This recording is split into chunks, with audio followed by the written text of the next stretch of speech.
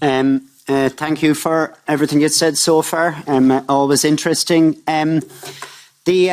Whether what happened in the Netherlands in the election is down to what happened at the European Union level or not is, well, it's debatable, and it's obviously not completely down to what has happened in Europe. But what's coming down the line with the nature restoration regulation, whether what happened in the Netherlands was down to what happened in Europe or not, might be debatable, but it won't be debatable if we don't get the nature restoration regulation right, because I think we will be in the halfpenny place in comparison to where we will be if we don't get this right.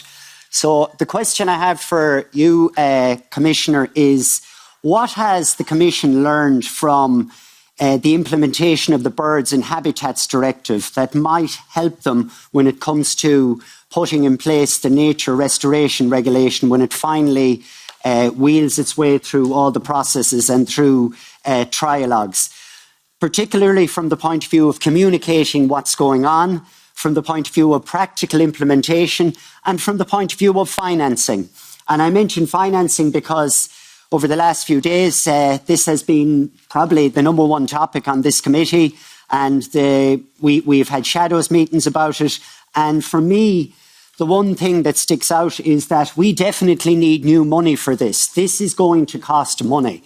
And the example I have given over the last few days has been what happened with the Birds and Habitats Directive and with Natura 2000 when it was first suggested where I live, and where there was a guaranteed grant of €242 per hectare, and how people were jealous if they weren't in the area, and the ones who were in the area were happy about it. But now that guaranteed payment is gone, they are livid and they're not happy. So it tells me something.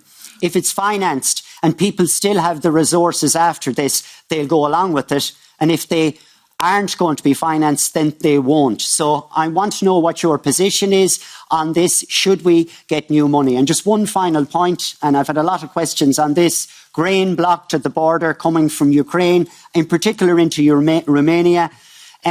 Can you give an explanation, or can anyone give an explanation why there are reported 27-kilometre tailbacks? Thank you.